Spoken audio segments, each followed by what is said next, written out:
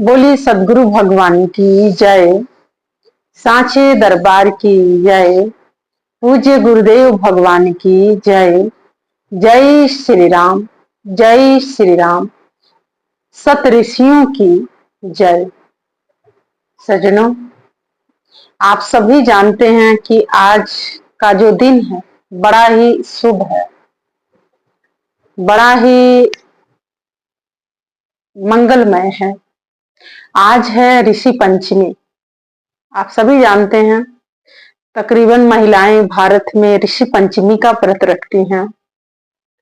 और आज मैं ये कथा आपको सुनाऊंगी कि ऋषि पंचमी का व्रत क्यों रखा जाता है, किस कारण से रखा जाता है। सज्जनों, ऋषि पंचमी भारत भूमि ऋषियों से ही जाना जाता है। कहते हैं कि भारत भूमि जो है, यहाँ सनातन धर्म लागू है और सनातन को ऋषि महर्षियों ने धर्म को सुरक्षित बचा के रखा। तो इसीलिए भारत भूमि है, ऋषि महर्षियों का है। ये हम सब मानव जाति, समस्त मनुष्य ऋषियों की संतान हैं। हम सब ऋषि की संतान हैं। अभी आप देखिए, आपका जब कोई गोत्र पूछता है, तो जब किसी से गोत्र पूछा जाता है तो व्यक्ति क्या कहता है कि हमारा गोत्र सांडिल्य गोत्र है। सांडिल्य मतलब कि कोई सांडिल्य ऋषि थे, आप उनके हैं, उनके पूर्वज हैं, इसीलिए आप का वो गोत्र हो गया। कोई कहता हमारा गोत्र भरद्वाज गोत्र है, इसका मतलब आप भरद्वाज मुनि के वंशज हैं, इसीलिए आपका वो गोत्र हो गया है। सज्जनों, समय के अभाव है, अगर हम सब ऋषियों का नाम बताने लग जाएंगे तो बड़ा समय लग जाएगा। तो हम सब ऋषियों की संतान हैं। किसकी संतान हैं? ऋषियों की संतान हैं। सप्त ऋषि हैं, जो सत्य ऋषि जो हैं उनकी संतानें हैं। और हमारा जो धर्म है, जो कर्म है, उन्हीं से जुड़ा हुआ है। हमारा जो जीवन शैली है उन्हीं से जुड़ा हुआ है, उन्हीं सप्त ऋषियों से। तो सज्जनों, आज का दिन जो है ऋषि पंचमी का दिन है, कि जो आज कल चतुर्दशी था, आज पंचमी है, ऋषि पंचमी। ऋषि पंचमी की जो कथा है आज मैं आपको विस्तार से सुनाऊंगी। भारत में महिलाएं जो हैं, पुरुष भी हैं, ऋषि पंचमी का व्रत उपवास रखते हैं। सज्जनों, ये व्रत क्यों किया जाता है, किस लिए किया जाता है? व्रत उपवास रखने का मतलब ही है कि हम परमात्मा के नजदीक जाएं, परमात्मा के करीब जाएं, परमात्मा से एकाकार हो जाएं। सज्जनों, इसीलिए ये जो ऋषि हैं ये ज्यादा से ज्यादा ध्यान करते थे, साधना करते थे, अपने धर्म कर्म में संलग्न थे। तो आज का दिन जो है ऋषि पंचमी का दिन है, और वो भूल से भी कोई अपराध नहीं करते थे, पाप कर्म नहीं करते थे। और इसीलिए आज ऋषि पंचमी का जो व्रत रखता है, तो जीवन में भूले भटके अगर कोई अपराध हुआ है, कोई पाप हुआ है, तो जो 7 साल ऋषि पंचमी का व्रत रख लेता है वो पाप से मुक्त हो जाता है, ऐसा कहा जाता है, कथा बताती है। सज्जनों, या जब तक आप रख सकते हैं ऋषि पंचमी का व्रत रखिए, क्योंकि जब हम व्रत रखते हैं तो ज्यादा से ज्यादा भगवान का चिंतन होता है, ध्यान होता है, भगवान की महिमा गाया जाता है, भगवान को याद किया जाता है।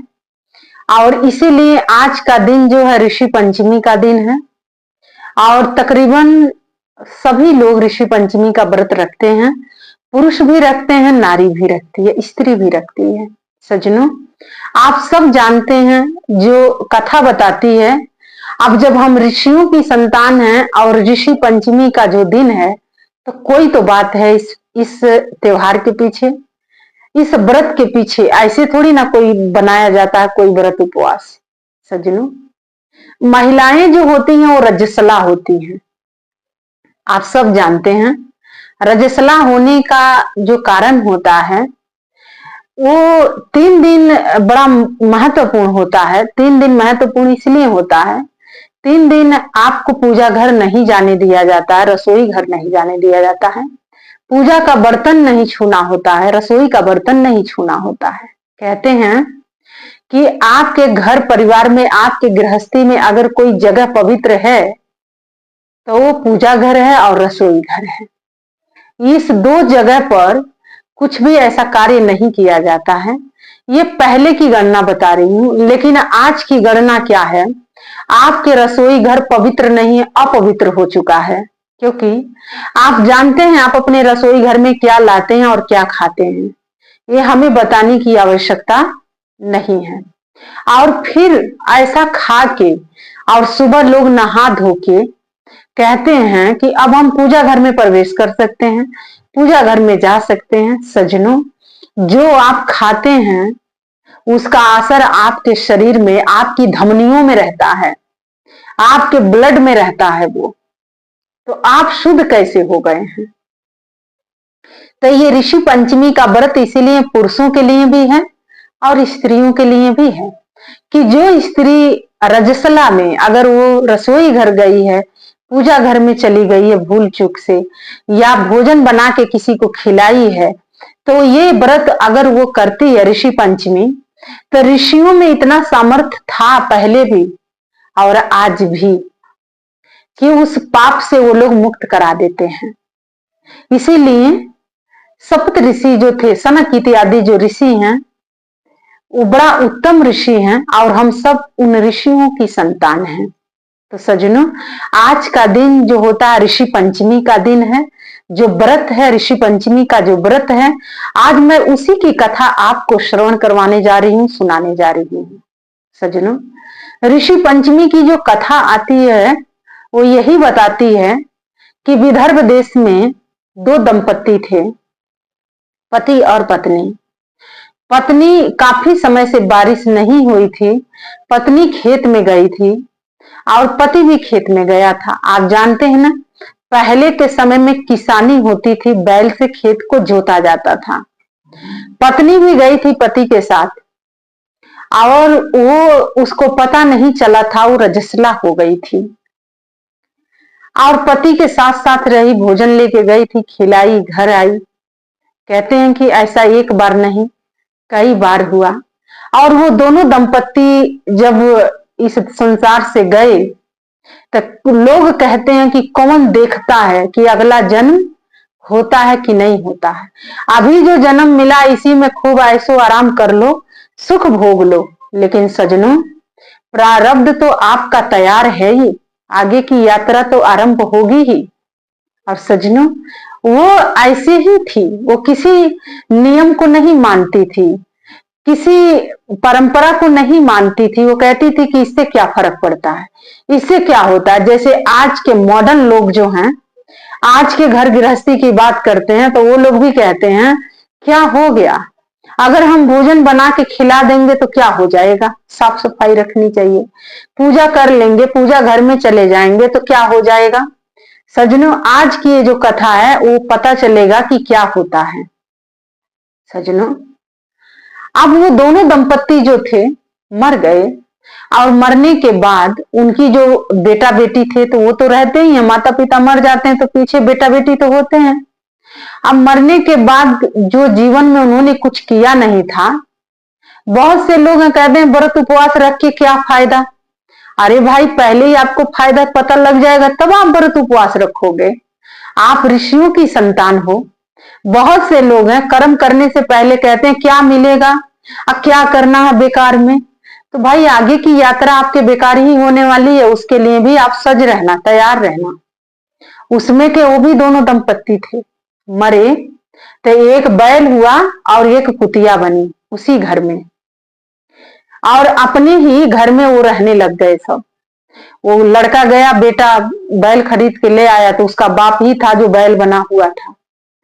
और आप जानते हैं ना, आज बहुत से जो कुतियां होती हैं वो भी जन्म देती हैं तो छोटे छोटे नन्हे नन्हे बच्चे होते हैं उनके, तो उसी में के वो कुतिया एक बनी हुई थी तो वो भी उसी घर में आके रहने लग गई थी। उसी घर में उसकी जो बहू आई थी, वो जो भी जूठ काट जो बचता था खाने के बाद, अब लोग क्या देते हैं, पशु पक्षियों को अच्छा भोजन थोड़ी ना देते हैं। सज्जनों, आप पशु पक्षी हैं चाहे कोई भी है, आप भोजन बनाए हो और आप अगर आपके मन में इतना है देना चाहते हो तो अच्छा भोजन दो। तो ज्यादातर लोगों को मैं देखती हूँ और ऐसा होता भी है, जूठ काट लोग अंत में ले जाके पशु पक्षियों को दे देते हैं खाने के लिए। ऐसे ही वो देती थी। अब उसको क्या पता कि ये मेरी सास है जो कुतिया बनी हुई है, और लड़के को क्या पता कि ये जो बैल है जिसे मैं खेत में जोतता हूं मेरा बाप है। कि यही है, मनुष्य अपने कर्मों को नहीं जानता है, लेकिन जो पशु हैं, पक्षी हैं, जो नहीं बोलते हैं, वो अपने कर्मों को जानते हैं। उन दोनों को पता था कि कुतिया को पता था कि ये मेरी बहू है, और बैल को ये पता था कि ये मेरा बेटा है, और वो दोनों इसीलिए उसके घर में थे। और यही ऋषि पंचमी का दिन था। उसका जो बेटा था, बहू थी, ऋषि पंचमी का व्रत रखे हुए थे वो लोग, और भोजन इत्यादि बनवाया गया। और जानते हैं ना, जो धार्मिक लोग होते हैं वो भोजन करने से पहले किसी को भोजन कराते हैं। तो उन लोगों ने भी बुलाया किसी को भोजन करने के लिए, ऋषियों के संतानों को बुलाए वो लोग। और वो जब लोग आए भोजन करने के लिए, तो जो खीर बना हुआ था उसमें एक विषैला सर्प ने अपना विष छोड़ दिया था, जहर छोड़ दिया था उसमें, और कुतिया बैठ के देख रही थी। तो जब बहू आई खीर परोसने के लिए, ले जाने के लिए, तो कुतिया ने जानबूझ के उस खीर के पात्र में मुंह डाल दिया कि मैंने तो एक कर्म बुरा किया तो आज मैं कुतिया बनी हूं, और मेरे कर्म के कारण मेरे पति आज बैल बने हुए हैं। कहीं मेरी बहू भी अगर ये लोग भोजन करेंगे तो ये लोग मर जाएंगे, और जब ये लोग मर जाएंगे तो इसका हत्या इसी को लगेगा, और ना जाने ये क्या बनेगी। तो ये सब सोच विचार के सास जो कुतिया बनी है, उसने उस खीर के पात्र में मुंह डाल दिया। अब बहू को बहुत गुस्सा आया। बहू को क्या पता कि ये मेरी सास है कुतिया। अब उसने खूब मारा पीटा उसको। कहते हैं कि पहले के जमाने में ना लकड़ी पर भोजन बनता था। अब वो जलते हुए लकड़ी को निकाला और उसी से मारा इसकी कमर पर। अब इसकी कमर में बड़ी चोट लगी, और काय काय करती हुई वो कुतिया भागते हुए उस बैल के अपने पति के पास गई। और इधर ये जो बहू थी वो सारा भोजन कहीं दूर ले जाके गड्ढा में फेंकवा दी, और उसके बाद उसने फिर भोजन बनवाया, फिर से वो भोजन करवाई दूसरे लोगों को। और उस दिन कुतिया को भोजन नहीं मिला, वो जूठ काट भी नहीं मिला। रात हो गई। तो आप जानते हैं ना, जब मनुष्य उपवास करता है तो नींद नहीं आती है। दोनों बहू बेटा उपवास रखे थे, नींद तो आ नहीं रही थी। तो बेटा सोचा कि मैं बाहर क्यों ना जाके सो जाऊं, हो सके बाहर नींद आ जाए। तो जब बेटा निकल के बाहर गया लेटा, तो उसने, अब कुतिया जो थी अपने पति जो बैल हुआ था उससे बता रही थी कि देखो आज हमारी बहू रानी वो जूठ काट भी नहीं दी खाने के लिए। आज हम पूरे दिन से उपवास कर रहे हैं, रात हो गई। तो बैल अपने आंखों से आंसू बहाते हुए कहा कि देखो तुम क्या, आज मेरा पुत्र मुझसे बहुत खेत जुतवाया है और बहुत मारा भी है, मुझे बहुत पीटा है, और आज उसने मुझे भी कुछ खाने के लिए नहीं दिया है। मैं भी आज उपवास ही कर रहा हूं पूरे दिन से, और रात हो गई है। और ये बात उसका पुत्र जो था सुन रहा था। सुना, उसी समय रात को उठा, खूब बढ़िया से भोजन बनवाया, खीर पूड़ी सब्जी बनवाया, बहुत सारा और भी व्यंजन बनवाया, और बढ़िया से जो तबेला था, नाद जिसे बोलते हैं, उसे धुलवाया पुछवाया, और उसमें पूरा वो तबेला को भर दिया भोजन से, और बैल को नहला धुला के ले आया, टीका लगाया, और वो उसी रात को भोजन दिया। छांटी नहीं दिया खाने के, घास भूसा नहीं दिया अब, क्योंकि उसको अब पता चल गया कि ये बैल के रूप में मेरे पिताजी हैं। अब वो पूरा अन्न से बना के तबेलों को भर दिया, नाद को, और उसमें उस बैल को लाके बांध दिया, और हाथ जोड़ के क्षमा मांगा कि हमें क्षमा कर देना, मैं नहीं जानता था कि आप मेरे पिता हैं। और कुतिया को भी, जो सास जो कुतिया बनी हुई थी, उनको बहू ने मारा था खूब। तो बहू ने भी उनसे ले आई, नहलाई धुलाई पकड़ के बढ़िया से, उनको भी खीर पूरी सब्जी दिया गया। अब दिन भर का तो उपवास था ही। अब ये दोनों लोग भर पेट भोजन किए और पत्नी को उसने कुछ नहीं बताया, बस उसने कहा कि जो मैं कह रहा हूं तू कर। पत्नी ने किया। प्रातः काल वो ऋषि महर्षियों के पास जाता है और अपना विचार रखा, मत रखा।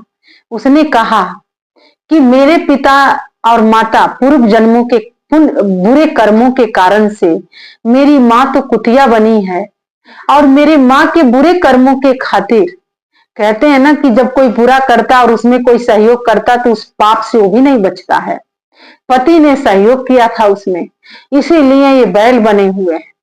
और इनके लिए मैं क्या करूं कि ये लोग इस पशु योनि से मुक्त हो जाएं। सज्जनों, कहते हैं कि ऋषि महर्षि जो होते हैं वो आज से नहीं, वैदिक काल से समाधान देते हैं। ऋषियों ने कहा कि जाओ व्रत रखवाओ, और जो व्रत का फल जो होता है, फल मान लीजिए या पुण्य मान लीजिए, कहते हैं कि जब आप सत्कर्म करते हैं, व्रत पूजा पाठ इत्यादि नियमित रूप से करते हैं, व्रत उपवास करते हैं, अगर आपको अगर सामर्थ्य है, व्रत कर सकते हैं, अगर कोई व्रत उपवास करता है तो उसको फल मिलता है, अच्छा फल मिलता है। अगर वो किसी को अपना पुण्य देना चाहे तो वो दे सकता है। सज्जनों, तो ऋषियों ने कहा कि ये ऋषि पंचमी का जो व्रत है, अब आप लोग जाओ रखो और ज्यादा से ज्यादा पुण्य के कार्य करो। सज्जनों, हर पाप को मिटाने के लिए पुण्य कर्म करना ही पड़ता है। कहते हैं अंधकार को मिटाने के लिए प्रकाश को तो लाना ही पड़ता है ना, अधर्म को मिटाने के लिए धर्म के अनुगामी तो बनना ही पड़ेगा ना। तो सज्जनों, इसीलिए मैंने आरंभ में ही संबोधन दिया है कि हम सब ऋषियों की संतान हैं, और ये भारत वर्ष ऋषियों से जाना जाता है, गुरुओं से जाना जाता है। इसीलिए आज का जो दिन है ऋषि पंचमी का, ये व्रत कथा मैं आपको सुना रही हूँ। सज्जनों, हम समस्त मानव जाति ऋषियों की संतान हैं, ऋषियों से जाने जाते हैं। और सज्जनों, उसका पुत्र अपनी पत्नी के साथ, कहते हैं ना कि आप कोई भी धर्म कार्य अकेले नहीं कर सकते हैं, धर्म पत्नी की आवश्यकता पड़ती है। धर्म पत्नी की आवश्यकता क्यों पड़ती है? क्योंकि आपने सुना होगा ऋषि महिलाओं में ज्यादा धर्म कर्म होता है, भक्ति भाव ज्यादा महिलाओं में ही मिलता है। इसीलिए पुरुष जब भी कोई धार्मिक अनुष्ठान करेगा, धर्म के कार्य करेगा, तो धर्म पत्नी की आवश्यकता पड़ती है। मैं उदाहरण के लिए रामचरितमानस के तरफ आपको ले चलती हूँ।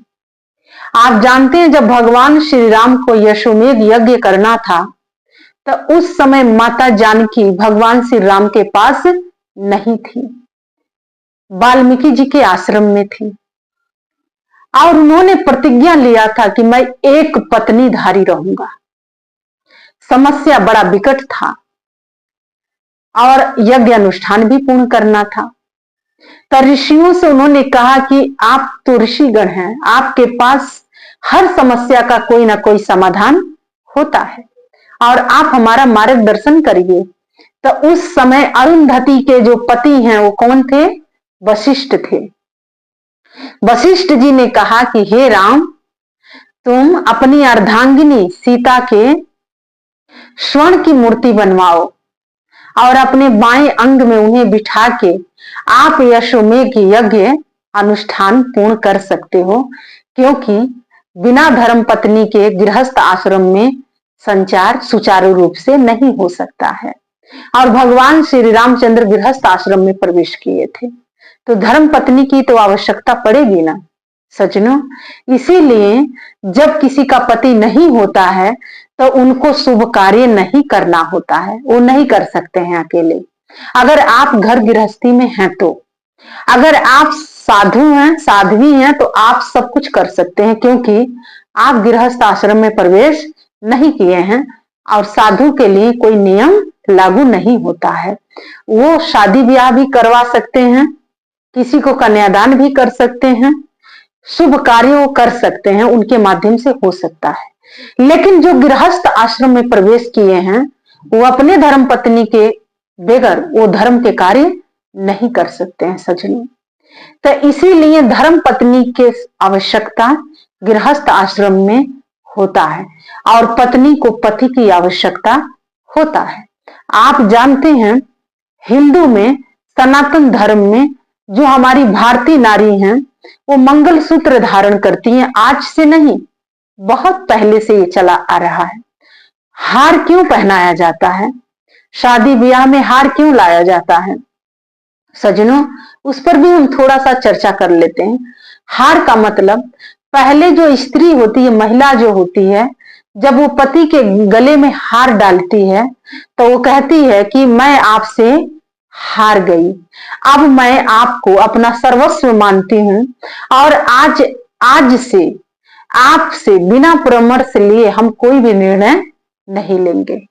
फिर पति जो होता है वो स्त्री के गले में जब हार डालता है तो कहता है कि आज मैं भी हार गया हूं, क्योंकि ये हार और जीत के हार मैं आपके गले में डालता हूं।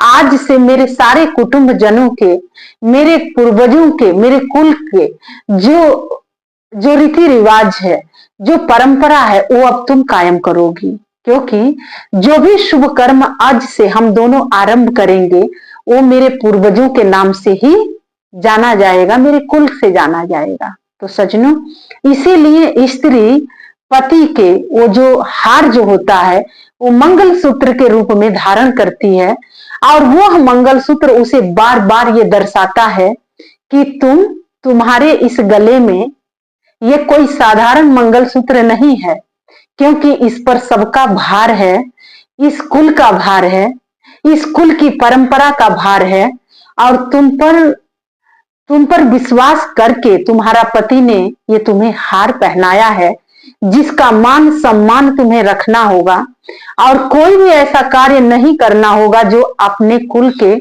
विपरीत जाके तुम कर सकती हो सजनों। इसीलिए हमारी जो भारतीय महिलाएं होती हैं, भारत की जो नारियां होती हैं, वो मंगल सूत्र धारण करती हैं और वो जब तक उनके पति जीवित रहेंगे तब तक वो धारण करेंगी। उसके बाद अगर पति से पहले स्त्री संसार से प्रस्थान करती है तो वो सुहागन जाती है, वो उस भार को लेके जाती है और वो कहती है अब मैं आपके कुल के परंपरा को मैं अपने गौरव मान के लेके जा रही हूं। मैंने बड़ा नियम और धर्म से आपके साथ मैंने जो गृहस्थ आश्रम में प्रवेश किया, हर चीज का नियम रखते हुए मैंने पालन किया और आज आपसे पहले मैं इस संसार से प्रस्थान कर रही हूं। यदि पति पहले प्रस्थान करते हैं तो पत्नी शुभ कार्य इसीलिए नहीं करती है क्योंकि अब उसके जो पति देव हैं वो नहीं है उसके साथ, इसीलिए वो शुभ कार्य में भाग नहीं लेती है और कोई बात नहीं है। अब बहुत से लोग हैं इसे अशुभ मानते हैं। सजनों, ये बात नहीं है, शुभ और अशुभ की बात नहीं है, क्योंकि वो गृहस्थ आश्रम में अकेले वो कोई भार नहीं उठा सकती है और ना तो पति अकेले उठा सकता है।